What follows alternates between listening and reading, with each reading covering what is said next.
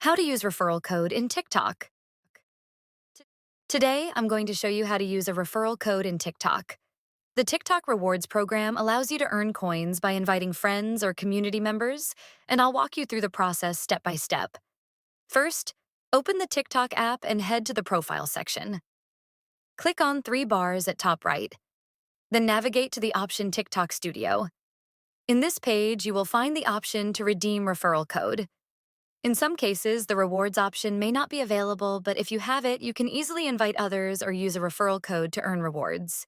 To check your balance, click on the option. Estimated rewards.